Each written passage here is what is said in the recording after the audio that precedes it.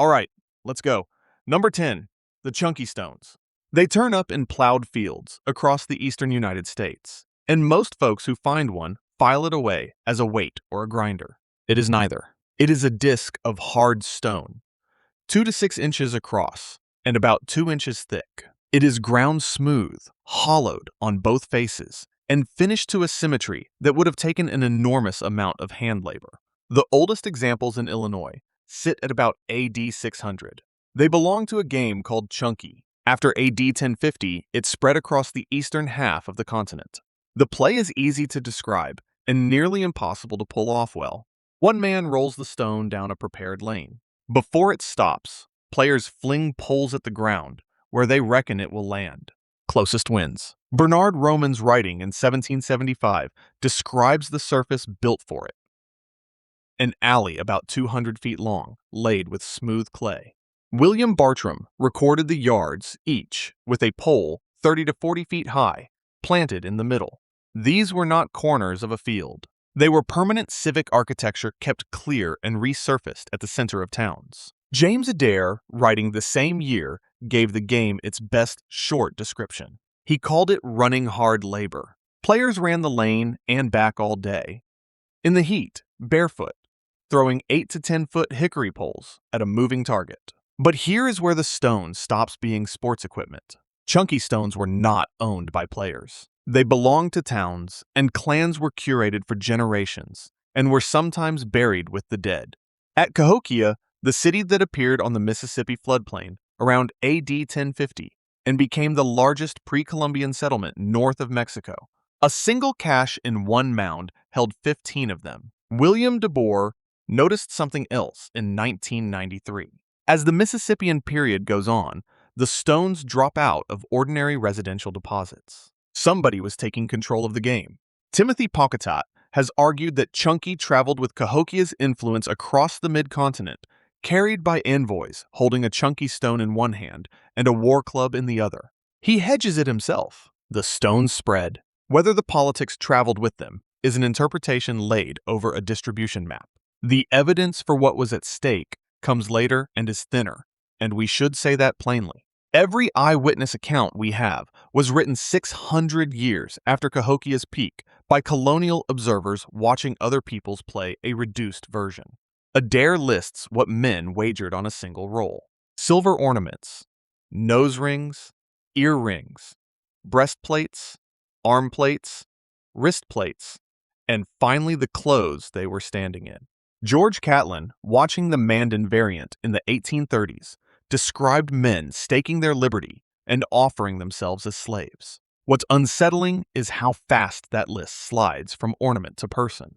There is a further claim repeated on almost every page written about this game. Ruined players are supposed to have killed themselves rather than face what they had lost. It appears in museum literature and in tribal newspapers. It cannot be traced to Adair, to Romans, to Bartram, or to Catlin. It may well be true. Nobody has yet shown where it came from. What reaches us is the object, and the object is strange in a quiet way. A chunky stone is ground dished and polished to a standard nothing else in the toolkit required, and it does nothing. It is not a tool, a weapon, or a container.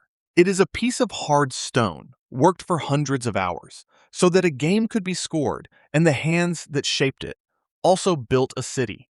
Thousands of them sit in museum drawers now from Illinois to Georgia. The lanes are under farmland. Nobody knows what a point was worth. Number 9, Patolli. In 2023 at Noctun in northern Guatemala, a team led by Julian Hique opened a residential structure on the edge of the city and found something nobody had seen. Set into a floor in fresh mortar was a mosaic.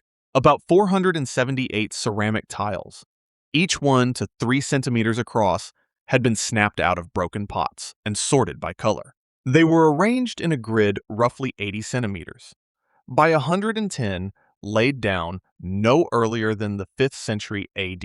It is a game board. The project, directed by Philippe Nondadeo, published it in 2025, and its importance is the workmanship. Every other Maya board known is scratched into plaster or stone. This one was built like a floor tile by somebody who intended it to last. The game is Patolli, and once the shape is familiar, The boards are everywhere. They are cut into the floors of temples and palaces at more than 25 Maya sites. And they run from Teotihuacan in the 4th century through to the Toltec cities 700 years later. Rulers had them. Priests had them. They are in public plazas, incised into the stone people were standing on. It was played with beans. The Florentine Codex describes 4 large beans, drilled on one surface, thrown by hand onto a mat. The markings that landed face up decided how far a player moved his counters around a track. That is the whole engine. It is a race game, and a version of it is on sale today in every toy shop on Earth.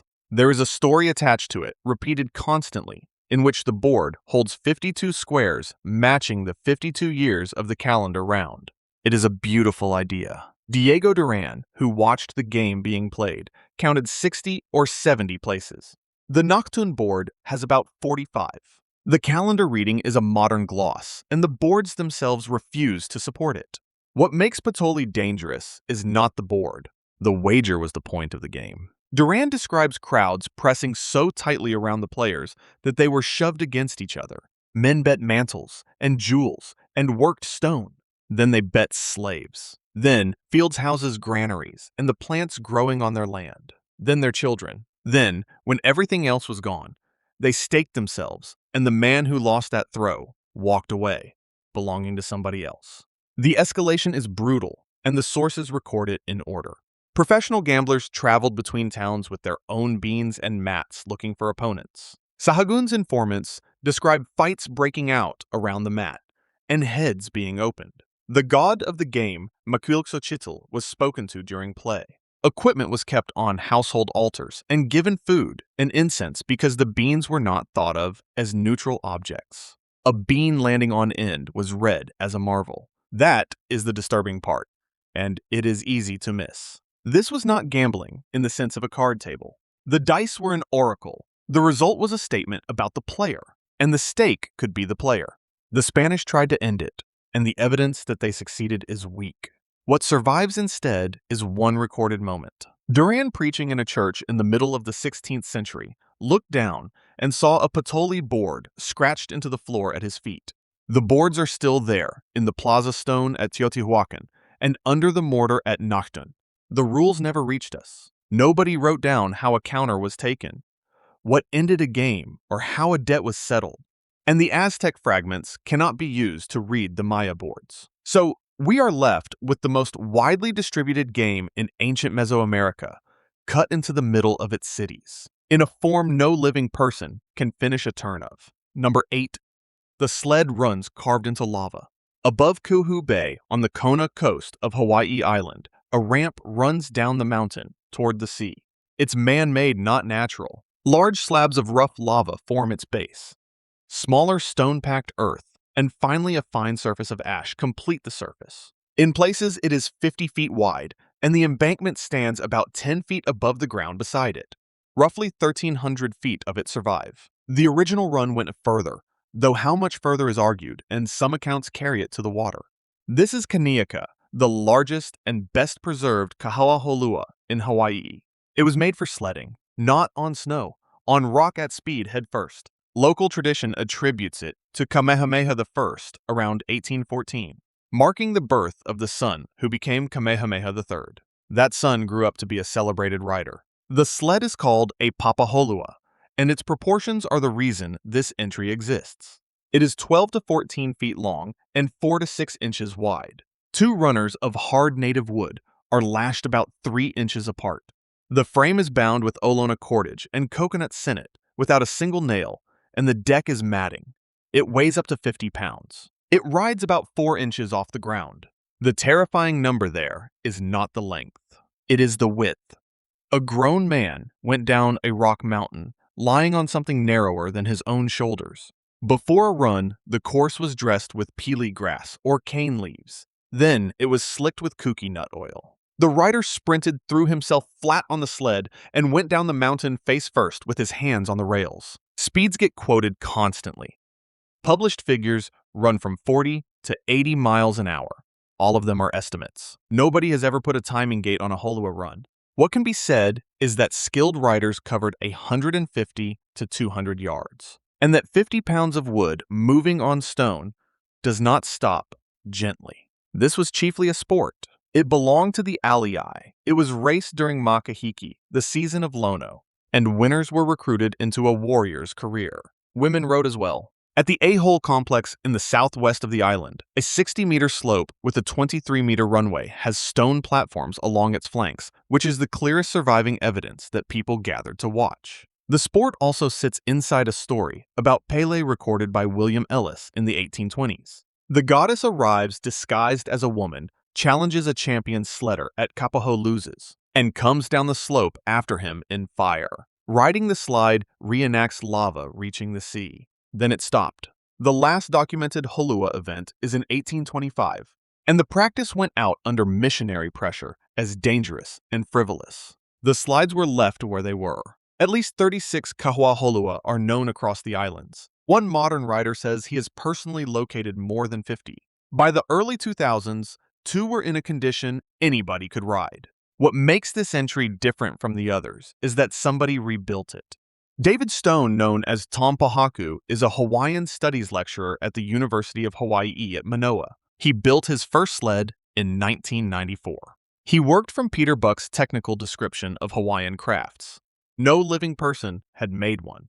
A single sled takes him 24 to 27 hours and roughly 375 continuous feet of cord. Then he wrote it. The historical record filled in what archaeology never could. He tore an 18-inch gash in his thigh on a steel post during a demonstration on Maui. In a separate crash, he broke his neck.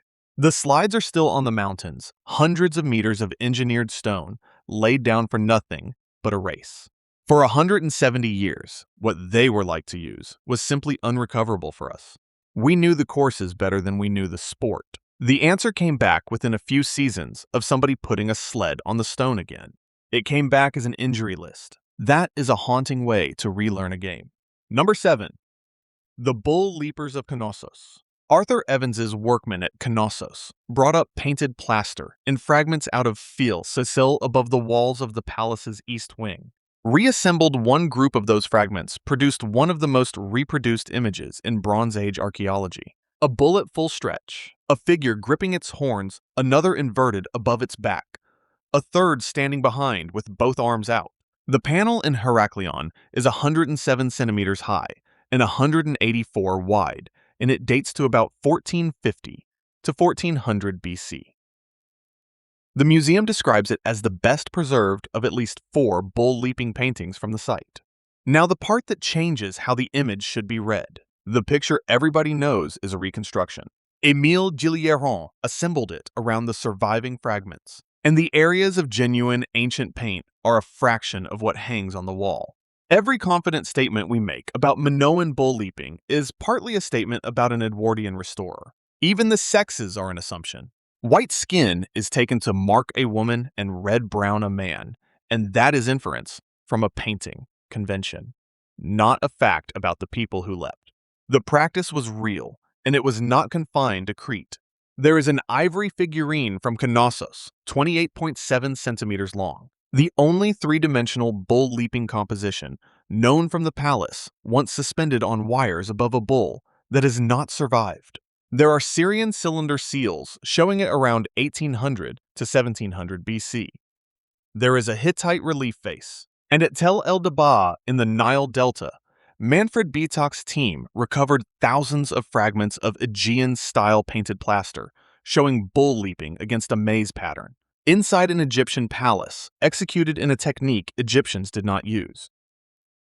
Between 5 and 20% of those wall surfaces survive. The paintings have been redated to the reigns of Hatshepsut and Thutmose III, which puts Minoan-trained painters at work in Egypt. So the question is not whether Bronze Age people did this.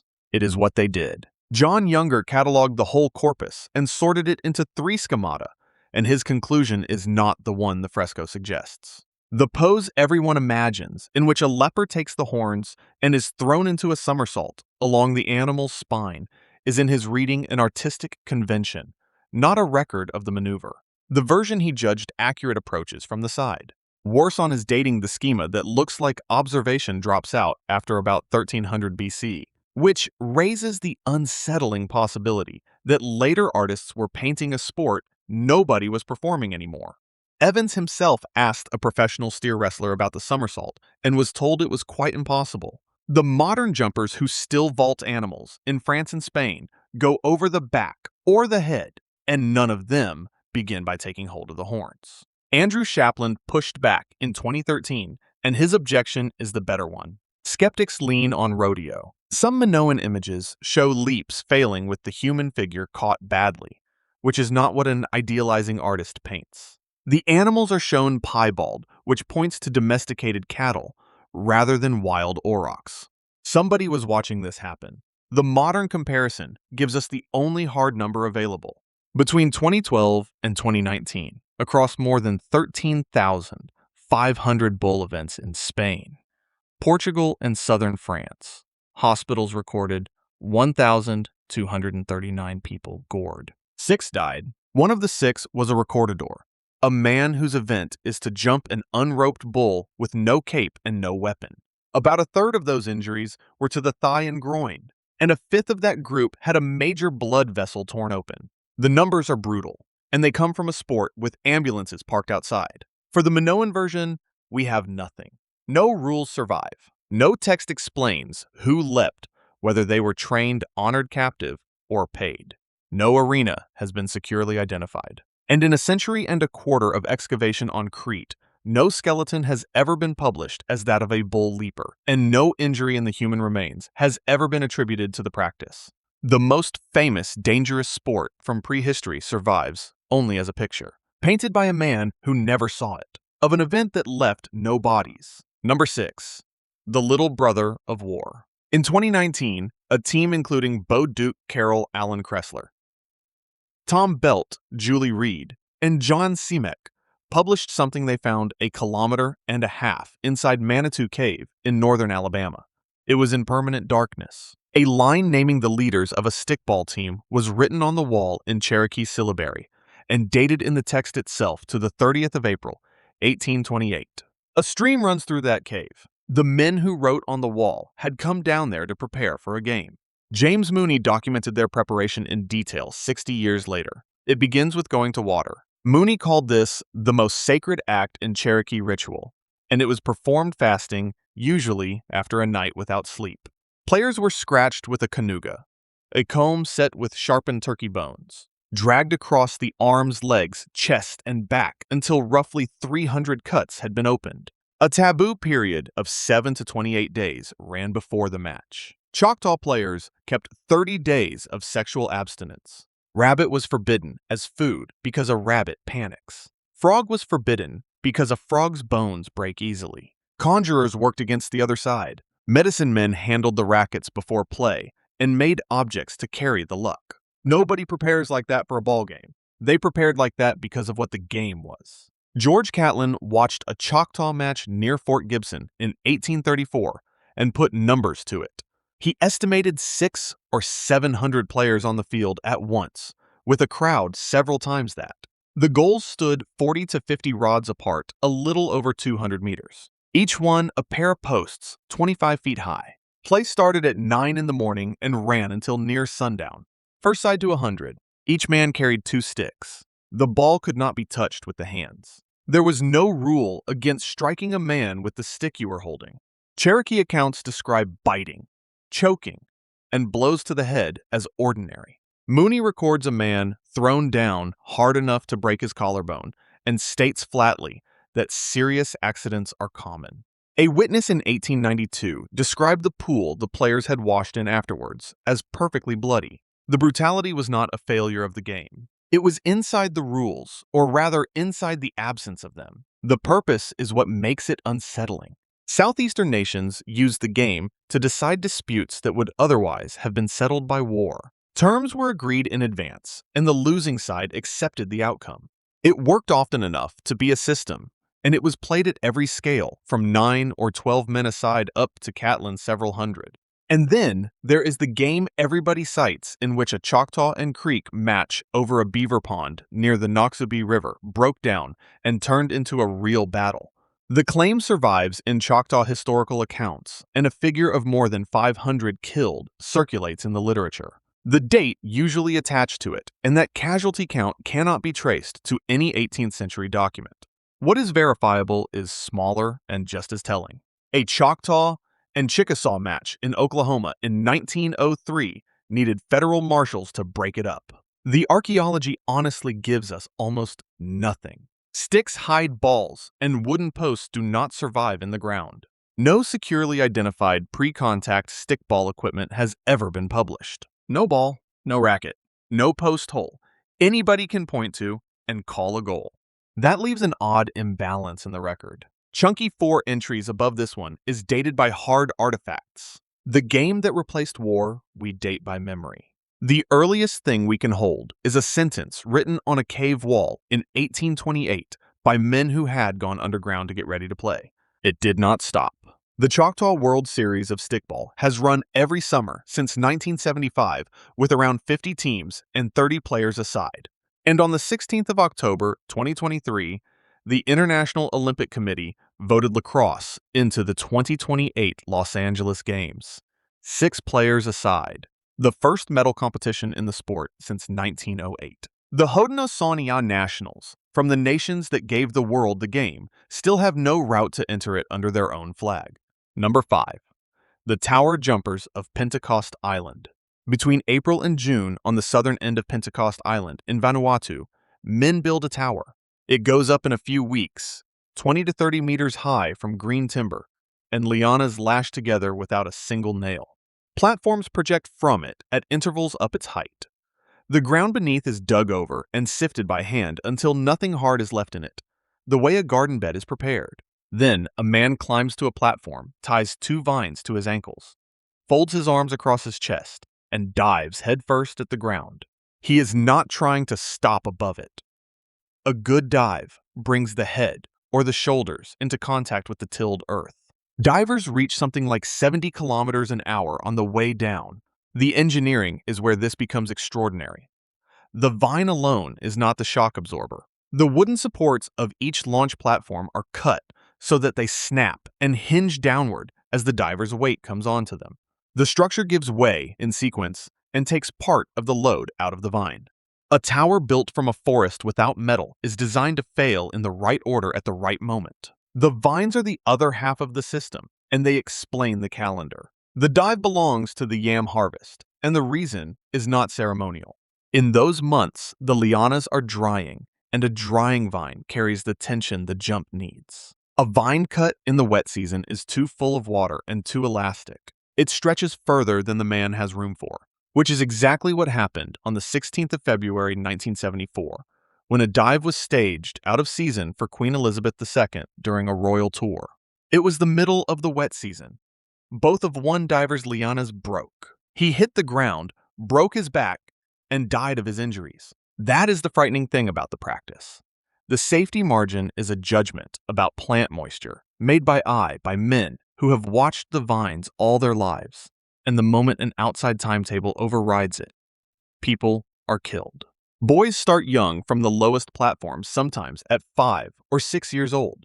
In 2008, a tower collapsed under the weight of a film crew and their equipment, killing a Ni Vanuatu cameraman, Hardy Ligo. Concussions, ruptured spleens, and broken vertebrae are ordinary. No register of injuries or deaths exists. Here is the part that should trouble anybody who works on deep history. There is no archaeology of this practice at all. None. The towers are green wood, and vine rotted or dismantled within the year and rebuilt from nothing the next. The vines are cut fresh each time. The landing ground is tilled soil. The earliest European description dates from 1902, followed by a Marist priest's accounts from 1915 onward. Every claim that the ritual is centuries old is cultural assertion. It may well be correct, but nothing in the ground will ever confirm it for us. The origin story is told about a woman. She fled, her husband climbed a tree, tied lianas to her ankles, and survived the fall. He jumped after her without vines, and did not. Men have jumped ever since, and women are not allowed to. Now follow what happened to it. Cal Muller filmed the dive at Bunlap in 1969. He published it in National Geographic in December 1970. On the 1st of April 1979, 4 members of the Oxford University Dangerous Sports Club, led by David Kirk, jumped off the Clifton Suspension Bridge in Bristol on elasticated cords. They leapt 76 meters above the Avon in top hats and tails. They named Pentecost as the inspiration. A.J. Hackett jumped from the Eiffel Tower in 1987. In November 1988, he opened the world's first commercial bungee operation at the Kawarau Bridge in New Zealand. In 1995, the question of whether the men of South Pentecost were owed anything for it reached the Vanuatu Prime Minister and Attorney General. Hackett had acknowledged the origin. Nothing was ever paid. So the one invention on this list with no excavated record anywhere on Earth became an industry with liability insurance. Its safest descendant is sold in dozens of countries to people who sign a form. The original still ends with a man's head touching the soil, and the whole calculation still rests on how dry a vine feels in somebody's hand. Number 4. The bull game that refused to die. On the 7th of May 2014, the Supreme Court of India banned Jallikattu. The judgment found that the handling of bulls at these events violated the Prevention of Cruelty to Animals Act. It struck down the Tamil Nadu law permitting them. In plain terms, a modern state looked at a bull taming contest and ruled it too dangerous and too cruel to continue. The ban held for less than 3 years. A central notification in January 2016 tried to reopen the events. It was stayed within a week. A year later, the state moved anyway. Students occupied Marina Beach in Chennai that January. Then, the protests spread inland to Madurai and Alanganallur, and the crowds grew for a fortnight. The government issued an ordinance on the 21st. An amending act went through the assembly on the 23rd. The speed of that reversal was extraordinary. On the 18th of May, 2023, a 5-judge constitution bench upheld that act. It found the regulated version substantially reduced the animal's suffering. It also declined explicitly to rule on whether the game is an essential part of Tamil culture. The court said that question was not one the judiciary could take on. The mechanics matter here because Jallikattu is not bullfighting. Nothing is killed. A bull is released through a gate called the Vadi Vassal, specified at 12 feet by 15. Men waiting beyond it try to take hold of the hump on its shoulders. That is the entire contest. Depending on the venue, a tamer must hold that hump for about 30 seconds, or ride it for around 15 meters. Prize money is tied to the horns. The bulls are 3 to 15 years old, inspected before release, and screened for drugs. The casualty figures are real, and they are badly kept. In a single week in January 2018, at least 5 people were gored to death, and around 60 were injured. In the 2025 Pongal season, 7 died. One event at Sirivayal alone sent 130 people to hospital. There is no government register. The most quoted cumulative total, more than 100 deaths in 6 years, was assembled by an animal welfare organization from news reports. Its authors describe it as partial. That absence is disturbing in its own right. A contest watched by millions, regulated by statute, and argued over in the highest court in the country, still has no reliable count of the people it kills. But here is where the story reaches back past anything a court can rule on. The oldest detailed description of this game sits in the Kalitakai, a Tamil anthology whose Mulai section is attributed to Nallarutarayan. Its poems put herders in an arena in front of spectators. They grab bulls by the horns and climb onto the hump behind the neck. The dating is argued. Most scholars place that text in the 3rd century AD or later, which is well short of the 3,000-year figure that gets quoted on placards. The deeper claim rests on 2 seals from the Indus civilization, one from Mohenjo-Daro and one from Banawali, made around 4,500 years ago. Both show several human figures in violent contact with a bull or a wild buffalo. What they show has been argued over since 1936. It has been read as Cretan-style bull leaping. It has been read as a 3-stage sacrifice, as an early form of Jallikattu, and as a woman somersaulting over a charging buffalo. No figure in either scene is on the animal's back or clear of its horns. That is why the readings will not settle. We cannot break the tie because the script carved beside those animals has never been read. There is rock art in the Nilgiri Hills at Karikiyur with more than 300 painted figures that get sighted for the same purpose. No laboratory has ever dated it. So the honest position is uncomfortable for everybody in the argument.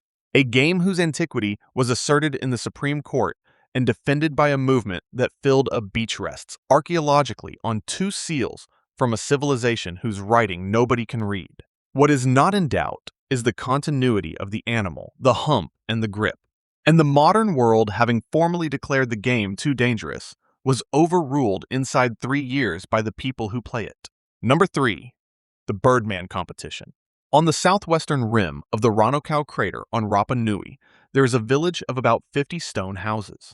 It sits between a lake inside a volcano and a drop of 200 to 300 meters into the Pacific. They are low elliptical, half sunk into the slope, roofed with slabs. Nobody lived there permanently. Orongo was used for one thing. Carved across the rocks around it are birdmen, crouched human figures, with the heads of frigate birds holding eggs. A published count of that motif across the whole island reaches 481. About 413 of them, 86%, are at Orongo. Each Austral Spring chiefs and warriors nominated a servant, a hopu, to compete on their behalf. The hopu went down the cliff, entered the sea, and swam roughly 1¼ kilometers to Motu Nui, the outermost islet, carrying supplies on a float of bundled totora reed held under one arm. Then he waited. Motu Nui is 4 hectares of bare rock in open ocean. Men lived on it for weeks in caves on what they had carried, watching for a bird to lay. The winner was the man who got the first egg. He had to return with it unbroken, swim back through the same water, and climb the cliff. His sponsor became the Tangata Manu for the year. His head eyebrows and eyelashes were shaved. He was painted, given a new name, and taken into seclusion for a year under restrictions that included not bathing and not cutting his hair or nails. His clan took sole rights to that season's harvest of eggs and birds from the islet. The prize was not a trophy. It was a monopoly on food held for 12 months by whoever won a swimming race. What makes this the most extreme competition on this list is the geography. And the geography is the one part nobody has to reconstruct. The cliff is still there. The channel is still full of sharks, and it still moves the way it moved. Stand on the rim at Orongo, and the entire course is laid out in front of you. The deaths, though, need handling carefully. Every account of a hapu drowning, falling, or being taken by a shark descends from testimony collected after the island's population had already been destroyed. There is no count. No European witnessed and recorded a fatal contest. No skeletal evidence has ever been tied to it. What we have is a tradition of dying in that water and the water itself to look at. The chronology has also come apart in the last few years. The standard story says the Birdman cult replaced the building of the moai after an ecological collapse. Radiocarbon and obsidian dating now place the standing village at Orongo, very late, with activity peaking near the end of the 18th century. Work published in 2020 by Robert DiNapoli, Carl Lipo, Timothy Reith, and Terry Hunt shows platform construction beginning early and continuing past European contact in 1722. A 2024 study argues the population never crashed at all, but stayed small and steady throughout. The tidy replacement narrative is not holding. Then, the ending arrived from outside, and its speed is horrifying. In December 1862, Peruvian ships took more than 1,400 islanders, about half the people alive there. Most died of disease before any release was arranged. About a dozen came home carrying smallpox. By 1877, there were 111 people left on Rapa Nui. The contest stopped somewhere in that wreckage. Sources put the last one anywhere between 1866 and 1890. No contemporary document records it being held for the final time. Catherine Routledge, working there in 1914 and 1915, sat with the survivors and wrote down the names of 86 men who had held the title of Tangata Manu. That list is most of what remains of the competition. We have the course and not the race. No hopu's body has ever been found, and no date can be fixed for the last swim. Hoa Hakananaia, the statue that stood inside a house at Orongo with Birdman cut into its back, was taken away by a British ship in November 1868. It has been in London ever since. Rapa Nui asked for it back in 2018. Number 2. The Fighters in the Plaza. In 1995, at the Huaca de la Luna on the north coast of Peru, Steve Bourget began excavating an enclosure at the base of the pyramid. There, the Moche had built their monument up against a rock outcrop. The plaza was full of bodies. They were young men. The count in that one enclosure runs to something like 70 individuals put there in several separate episodes across a stack of layers. Their average age was about 23, the youngest around 15, the oldest under 40. Some of the layers are mud laid down by torrential rain in a desert that receives almost none. That points to El Niño events. The bones carry a specific signature. About 3/4 of the neck vertebrae recovered bare-cut marks on the front of the bone. That is not decapitation. That is a throat opened from the front with the head held back.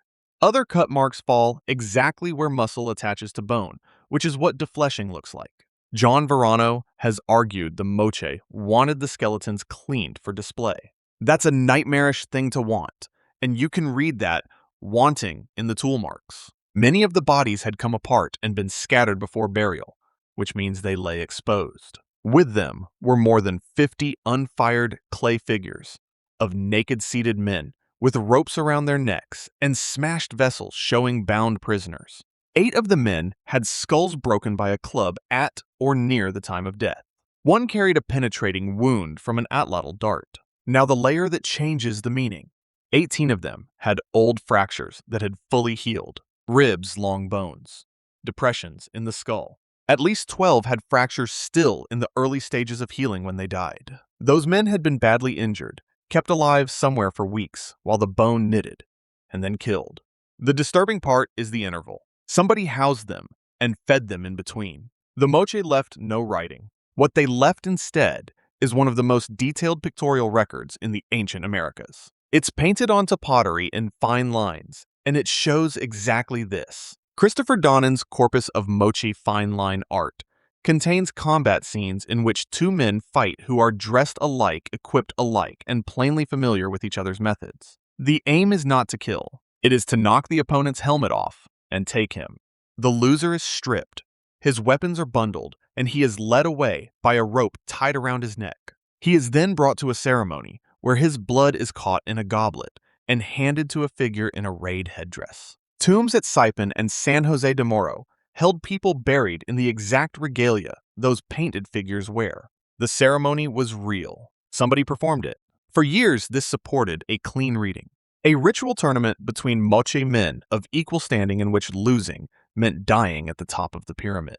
It is the most complete description of an ancient blood sport anywhere in the Americas, and it is now in trouble. Dental analysis published by Richard Sutter and Rosa Cortez in 2005 found the victims were not drawn from the local population at all, but from several competing Moche polities. The authors rejected the ritual battle model in favor of ordinary warfare. Oxygen isotope work in 2014 split the difference in an uncomfortable way. The men in the earlier deposit look mostly local. The later one holds a greater share of outsiders, some of whom had been living at the site for years before they died. Those are 2 different deposits in 2 enclosures walled off from each other. The earlier bodies lie in windblown sand, still articulated in a range running from about AD 110 to 580. The later ones lie in storm mud, taken apart from about AD 425 to 690. Reading them as one institution may be the mistake. So the honest summary is this. The pots show a contest with rules-matched opponents and a defined way to win. The bones show young men with healed injuries who were held sometimes for years and then had their throats cut in the mud during a storm. Both are Moche. Whether they are the same event is the one thing that cannot be demonstrated, and the people who could have settled it for us never wrote a word down. Number 1. The Mesoamerican ballgame. In 1988, men digging fish ponds at El Manati in the swampy lowlands of Veracruz cut into a waterlogged spring at the foot of a hill. The excavation that followed, led by Ponciano Ortiz and Maria del Carmen Rodriguez, recovered wooden staffs, jade, and the remains of infants. It also brought up objects that should not have survived in the tropics at all. 15 rubber balls came out of that spring, Most of them were made around 1600 BC. 14 have been measured. They run from a few centimeters across to about a third of a meter, and the heaviest weighs just under 5 kilograms. They are the oldest rubber objects ever found. The chemistry behind them was worked out at MIT. In 1999, Dorothy Hostler, Sandra Burkett, and Michael Tarkanian published in Science how latex from the tree Castilla elastica mixed with juice from the morning glory vine Ipomoea alba cross-links into a tough elastic solid. People in Mesoamerica were processing rubber more than 3,000 years before Charles Goodyear. Later experimental work established that a 50% mixture gives the best bounce and that other ratios give sandal soles or adhesive instead. That is not a discovery. That is a materials industry. There is a caveat, and it is recent. Compositional analysis of the Illuminati balls themselves found the latex and did not find the additive. The recipe is demonstrated in a laboratory. In those particular balls, the additive has not yet been confirmed. That game, the one those balls belong to, was played for at least 3,000 years. The earliest court at Paso de la Amada in Chiapas is an earthen alley about 80 meters by 8 built around 1400 BC. A second early court at Etlatongo in Oaxaca dates to 1374 BC. More than 2,300 probable ball courts have been identified across Mesoamerica, and one city, Chichen Itza, has 13 of them. Its Great Ball Court has an alley roughly 96 meters by 30. The walls are 8 meters high, and each wall has a stone ring set about 6 meters above the floor at its center. Motolinia, watching Aztec players, wrote that a man throwing the ball by hand from close range could not put it through that ring once in 100 tries. He suggested it might be closer to 200. They were using their hips. Diego Duran is the reason we know what that cost.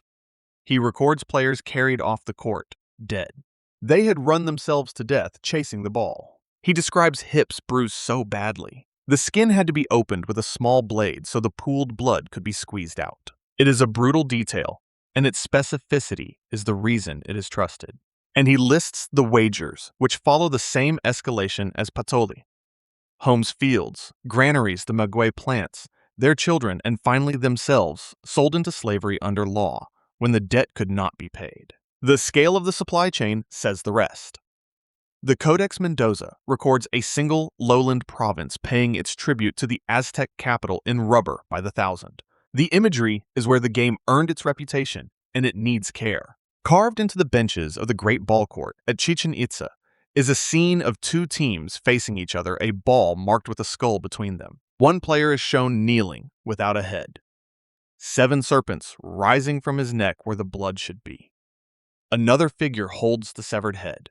A stone from the same court, about half a meter high and a meter across, carries the same subject. At El Tajin, the south court shows a different sacrifice. A knife goes into a man's chest while a skeletal god comes down to watch. What no carving anywhere states is that the man being killed is the player who lost. That connection is an assumption we brought with us, and it is unsettling how completely it has taken over the story. The Popol Vuh, written down in the 16th century, tells of a father and uncle defeated at ball in the underworld and beheaded, and of twin sons who go back down and win. It is the closest thing to a rulebook we have, and it is a myth. Colonial authorities suppressed the ball game in the 16th century. It did not quite die.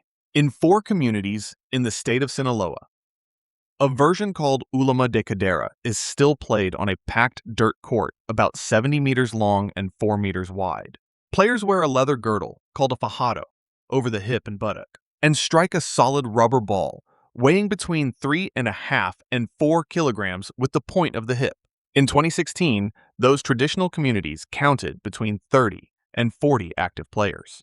The last man making balls the old way in the Sinaloa Mountains stopped in the 1980s. Revival programs have since pushed participation across Mexico and Guatemala into the hundreds. 3,500 years, 2,300 courts, and an entire chemical technology invented to make the ball. The rules are gone. We don't know how a point was scored in any city that built a court, and we don't know who was killed on those benches or why. What is left is a spring in Veracruz that held 15 balls in the mud, a stone ring nobody could reliably hit, and a few dozen men in Sinaloa. You can still watch them turning a hip into a wall against 4 kilograms of solid rubber, because their grandfathers did. If you want to see more videos like this, click the video on screen now, and make sure to subscribe